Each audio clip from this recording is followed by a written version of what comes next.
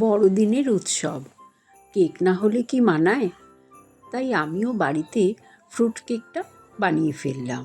আর বাড়িতে বানিয়ে কেক খাওয়ার আনন্দই আলাদা। নমস্কার বন্ধুরা, কল্পনার রসনা ঘরে সবাইকে স্বাগত। আজকে তোমাদের সাথে শেয়ার করব Christmas special carrot fruit cake. এটা বানানোও সহজ, খেতেও ভীষণই সুস্বাদু। ফ্রুট কেক বানানোর জন্য দুটো গাজর নিয়েছি।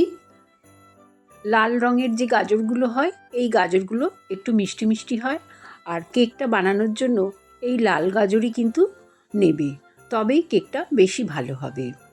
আমি গাজর দুটোকে খুব ভালো করে খোসাগুলোকে ছাড়িয়ে নিয়েছি, তারপরে একটা গ্রেটারের সাহায্যে ভালো করে গ্রেট করে নিলাম।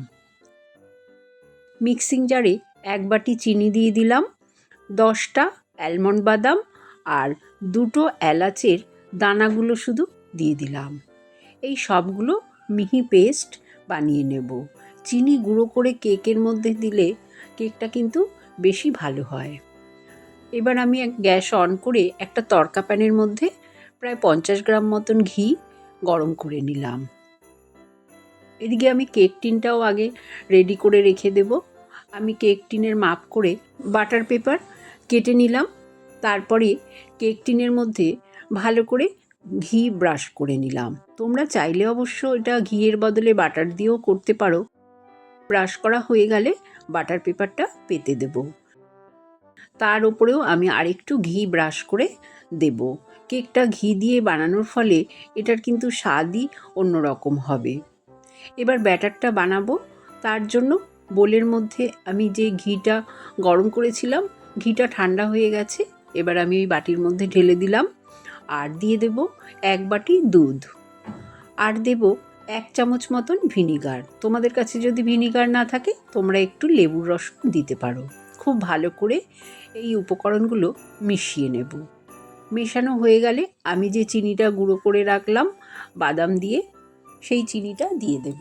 দেখো কত সুন্দর মিহি হয়েছে, চিনিটা দিয়ে দিলাম। এবার এই চিনিটাও আমি ভালো করে মিশিয়ে নেব আগে। এই মেশানোটা খুব ভালো করে কিন্তু তোমাদের করতে হবে। ময়দার বদলে আমি 1 কাপ আটা দেব। আটা দেওয়ার কারণে কিন্তু কেকটা ভীষণই হেলদি হবে। তোমরা চাইলে অবশ্য ময়দা দিয়েও করতে পারো। 1/2 চামচ বেকিং পাউডার, 1/4 চা চামচ বেকিং সোডা দিলাম, আর 3 চামচ দিয়ে দেব গুঁড়ো দুধ।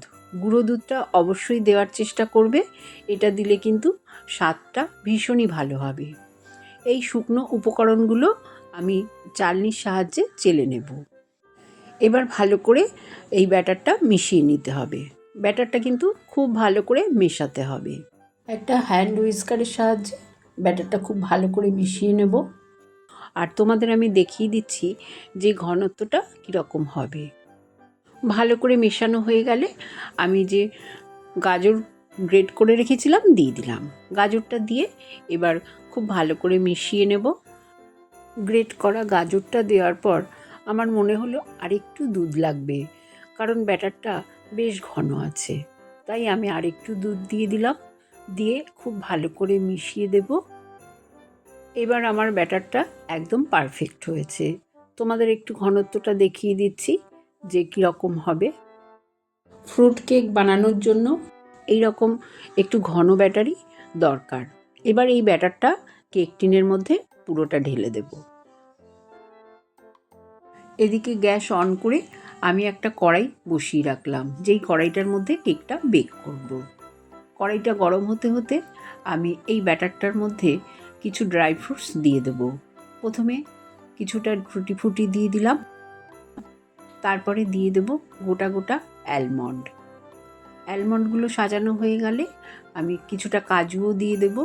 কাজুগুলোকেও গোটা গোটা দিয়ে দিলাম, আর দিয়ে দেব কিছুটা পেস্তা, কয়েকটা চেরি দিয়ে দেব। এই সাজানোটা তোমরা তোমাদের পছন্দ মতন সাজাবে, আর পছন্দ মতন ড্রাই ফ্রুটস দেবে। সব কিছু দেওয়া হয়ে গেলে কড়াইটা তো বেশ গরম হয়ে গেছে, তার মধ্যে একটা স্ট্যান্ড বসিয়ে দিলাম। এবার এই স্ট্যান্ডের মধ্যে আমি কেক টিনটা বসিয়ে দেব।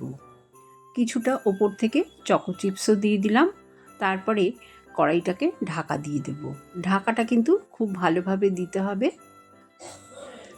এবার প্রথম দিকে হাই ফ্লেমে 5 মিনিট আমি রেখে দেবো। তারপরে গ্যাসের ফ্লেমটা একদম লোতে করে 45 মিনিট ঢাকা দিয়ে রেখে দেবো, আর দেখব না।